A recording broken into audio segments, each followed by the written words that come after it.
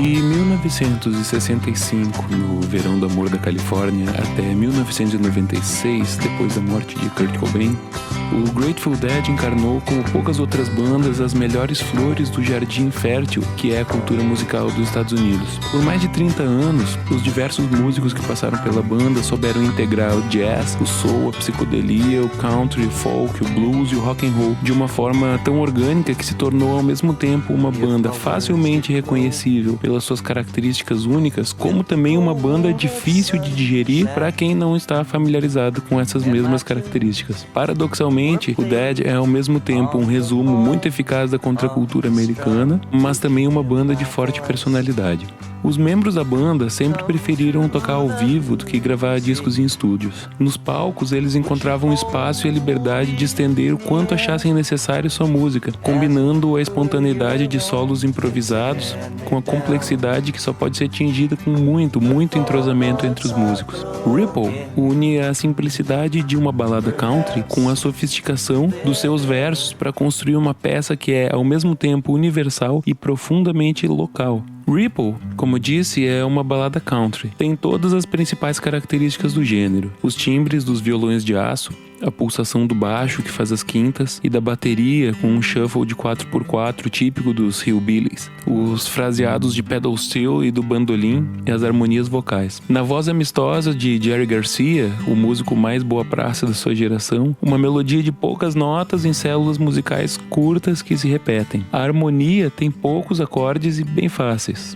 O tom é só o maior, a mais caipira das tonalidades. Enquanto as vozes e instrumentos estão confortavelmente localizados no coração da América do Norte do século XX, a letra, por outro lado, reúne características e referências que cruzam os continentes e os séculos. Robert Hunter, letrista que colaborou com Jerry nessa e em centenas de outras canções, diz que Ripple tem o verso que ele mais se orgulha de ter escrito. Talvez a gente nunca possa saber exatamente por que o verso "Let it be known that there's a fountain that was not made by the hands of man" é o favorito dentro de uma coleção vasta e rica, mas podemos imaginar. Ripple costura referências às religiões monoteístas difundidas no Ocidente às religiões de matriz budista do Oriente, mas em momento algum faz menção direta a qualquer espiritualidade ou metafísica. As referências que a música faz são sempre concretas, seja objetos, pessoas ou elementos da natureza. Se avaliarmos os substantivos mencionados ao longo da letra, fica claro que eles não são específicos de nenhuma cultura ou região. Um cristão fervoroso,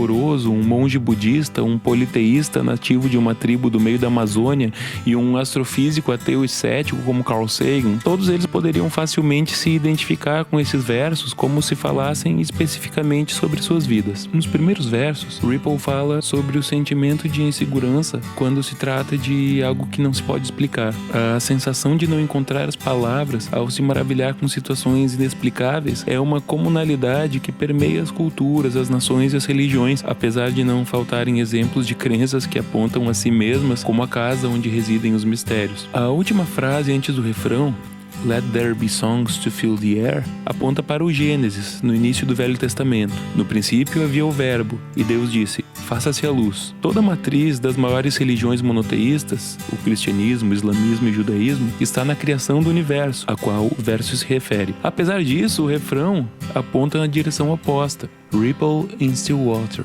where there is no pebble tossed, nor wind to blow". Tanto na sua forma, quanto na imagem que constrói, o refrão aponta para o haiku, ou como a gente costuma chamar no plural, haikai.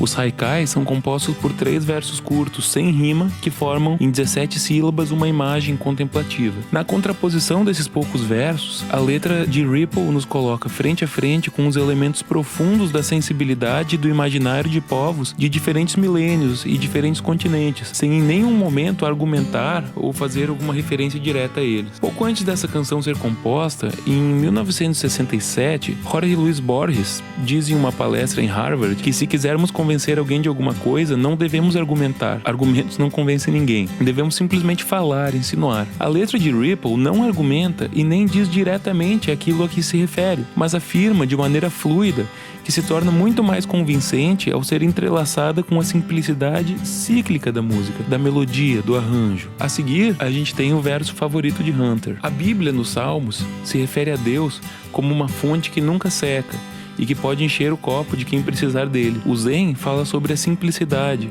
o desapego e o valor da harmonia do ser humano com o ambiente. O Yin Yang usa a água como exemplo do caminho de menor resistência. O ateu, que entende o quão pequena é a humanidade perante o universo, também vê beleza no que não foi construído pela mão do homem. Todos cantam juntos no final, depois de mencionar Yeats, depois de mencionar o Tao Te Ching, o Walt Whitman e até Nietzsche. As vozes cantam todas juntas, um coro que se repete ciclicamente, já sem palavras, mas igual para todos. A melodia country traz a simplicidade do homem pequeno diante da maravilha daquilo que é grande demais para se compreender. Nisso, estamos todos juntos. Falando sempre em primeira pessoa, o Ripple dá conta de uma experiência de contemplação muito pessoal que ao mesmo tempo está presente em cada pessoa, universalmente.